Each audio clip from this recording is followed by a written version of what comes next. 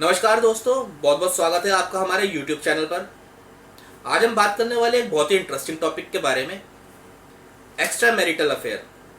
Extra marital affair होने पर क्या क्या कानूनी प्रक्रिया होती हैं, और यदि एक पति या पत्नी के जीवित रहते हुए कोई व्यक्ति दूसरी शादी कर लेता है तो ऐसी सिचुएशन में क्या कानूनी प्रक्रिया होती है, आज हम बात करने वाले इस टॉपिक पर। इस टॉपिक को शुरू करने से पहले मैं आप व्यूअर्स को बता दूं कि मैंने अपनी पिछली वीडियो में आप व्यूअर्स को ये कहा था कि अपनी नेक्स्ट वीडियो में यानी इस वीडियो में मैं आप व्यूअर्स को एक कहानी सुनाऊंगा, जिस कहानी का हमारे इस टॉपिक पर, हमारे समाज और कानून पर भी बहुत गहरा प्रभाव पड़ता है। तो दोस्तों, बात करते हैं उस कहानी की। कहानी कुछ यूँ थी कि रावण ने लक्ष्मण को मरते वक्त क्या बात बताई थी। तो बिना टाइम गवाए आइए जानते हैं क्या थी वो कहानी। तो दोस्तों, जब रावण आसमान से धरती पर गिरा तो पूरी धरती डोल गई। जब श्री राम ने रावण की नाभि में तीर मारा, रावण आसमान से नीचे गिरा। कहते हैं डोली धरती गिरा दशकंदर, पूरी धरती डोल गई। इतनी विशाल शख्सियत थी रावण की, इतना विशाल था रावण। सब लोग आसपास इकट्ठा हो गए। श्री राम, लक्ष्मण, रावण का भाई विभीषण, हनुमान, पूरी वानर सेना सब आसपास इकट्ठा हो गए। जीवन के उस अंतिम समय में श्री राम ने लक्ष्मण से कहा, जा रावण से कुछ सीख ले, कुछ सीख ले जाकर रावण से। सीखने के लिए तो दोस्तों कोई उम्र होती ही नहीं, कभी भी किसी भी समय किसी से भी सीखा जा सकता है। रावण जो सीता को हर के ले आया, राम का सबसे बड़ा शत्रु, श्री राम ने जिसे हरा भी दिया, उसी के पास अपने भाई लक्ष्मण को भेजा कि जा इससे कुछ सीख ले, कुछ सीख ले क्या रावण से। 4 वेदों और पुराण का ज्ञाता, जो सीख यहाँ से मिलेगी वो कहीं से नहीं मिल सकती, इसलिए जा कुछ सीख ले रावण से। दोस्तों सोचिए कैसी महान शख्सियत रखता था रावण। राम ने जिसे हरा दिया उसी के पास अपने भाई लक्ष्मण को शिक्षा लेने के लिए भेजा। ग्रंथ कहते हैं कि लक्ष्मण अपने गुस्से और अहंकार के चलते रावण के सर के पास जाके खड़े हो गए। तो रावण बोला कि नहीं, ये तरीका गलत है, अगर मुझसे कुछ सीखना है तो पहले मेरे पैरों की तरफ जाओ, अगर गुरु से शिक्षा लेनी है तो चरणों की तरफ जाओ। लक्ष्मण मुड़े और रावण के पैरों की तरफ आकर खड़े हो गए। लक्ष्मण बोले, रावण कुछ सिखा दो, जाते हुए कुछ शिक्षा देकर जाओ, कुछ सीख देकर जाओ। तो दोस्तों बड़ी ही दिल को छू लेने वाली घटना है। रावण बोला, मैं क्या सीख दूं तुझे, तेरे भाई राम ने मुझे हरा दिया, उसके बाद भी तुझे मेरे पास ही शिक्षा लेने को भेजा है। क्योंकि जीवन में अपने किरदार और शख्सियत को हमेशा मजबूत रखना पड़ता है। मेरी हार से भी तू सीखेगा, इसे कहते हैं एक मजबूत किरदार, एक मजबूत शख्सियत। रावण जो कभी भी अपने जीवन काल में जिसने श्री राम और लक्ष्मण का नाम नहीं लिया, कहते हैं सफल लोगों का नाम लेने से भी लोग कतराते हैं। हमेशा ए बनवासी, ए तुच्छ मानव, यही बोलता रहा, ए बनवासी। लक्ष्मण ने दोबारा कहा कि महोदय कृपया कुछ सिखा दीजिए, कुछ हमें सीख देकर जाएं। रावण बोला कि मैं क्या सीख दूं तुझे, तू ही मेरे एक सवाल का जवाब दे दे तो मोक्ष की प्राप्ति होगी। तो लक्ष्मण बोले, पूछो रावण, क्या सवाल है तुम्हारा। रावण बोला, मैं ब्राह्मण, तुम क्षत्रिय, मैं कुल में तुमसे बड़ा, मैं ज्ञान में तुमसे बड़ा, चारों वेदों और पुराण का ज्ञाता, पूरे ब्रह्मांड में मेरे ज्ञान का डंका बजता है, और तुम 2 बनवासी, मैं कुल में तुमसे बड़ा, मैं ज्ञान में तुमसे बड़ा, मेरी सेना तुमसे बड़ी, मेरी सेना में ऐसे ऐसे योद्धा थे जिससे देवता तक कांपते थे। मेरा बेटा इंद्र को बंदी बना लाया, मैंने खुद काल को बंदी बना रखा था, 9 ग्रह मेरी मुट्ठी में थे। तो तुम 2 बनवासी कहाँ से उठकर आ गए और मुझे हरा दिया।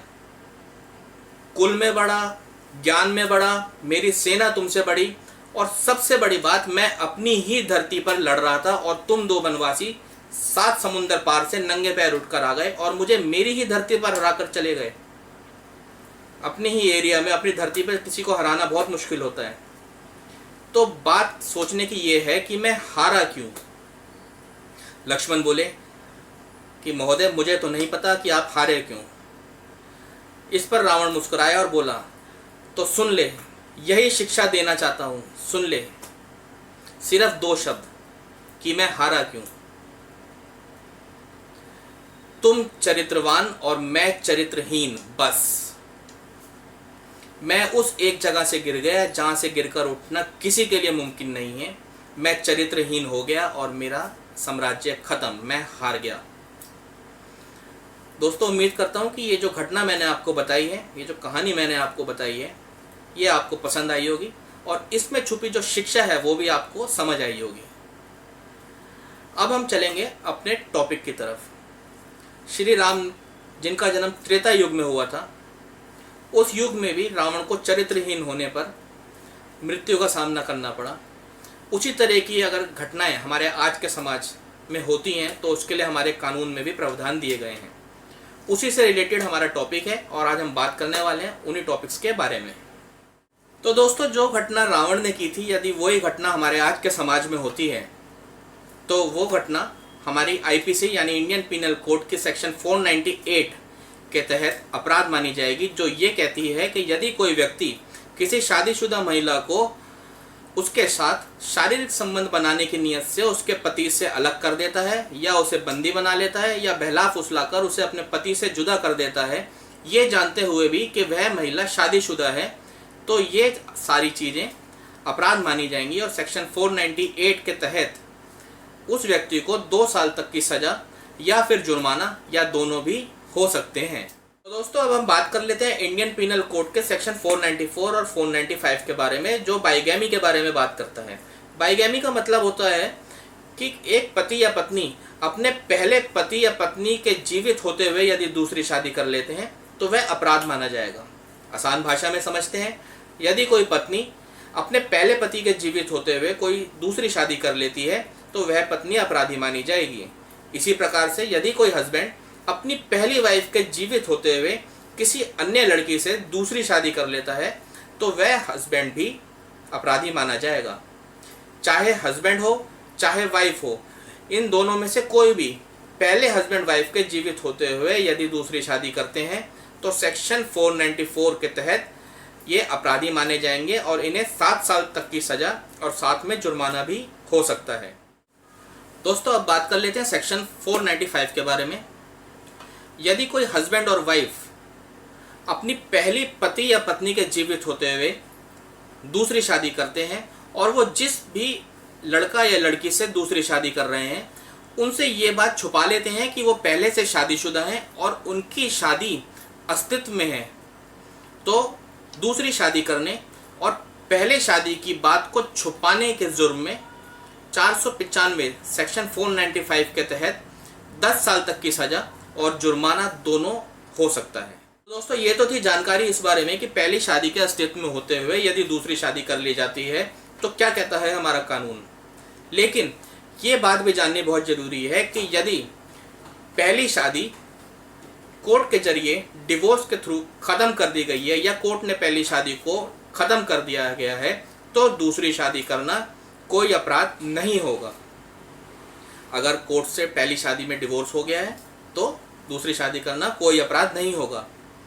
इसी तरीके से यदि पहली शादी से जो हस्बैंड और वाइफ हैं वो पिछले 7 सालों से लापता हैं, गायब हैं, किसी को इस बात की कोई जानकारी नहीं है कि वह जिंदा है या नहीं है, ना ही उसके रिश्तेदारों को इस बात की जानकारी है कि वह पिछले 7 सालों से कहाँ गायब है, जिंदा भी है या नहीं। ऐसी सिचुएशन में भी अगर 7 साल के बाद दूसरी शादी कर ली जाती है तो वो भी अपराध नहीं माना जाएगा।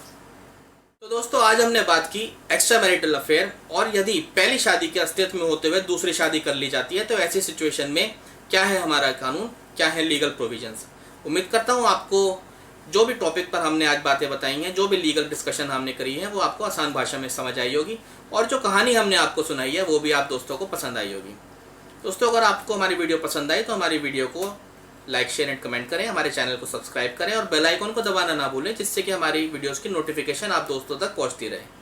दोस्तों, अगर आपकी कोई क्वेरी है, आप हमसे कोई भी सवाल इस टॉपिक से रिलेटेड पूछना चाहते हैं तो आप हमें कमेंट सेक्शन में लिख सकते हैं। हम आप दोस्तों के सवालों के जवाब देने की पूरी कोशिश करेंगे।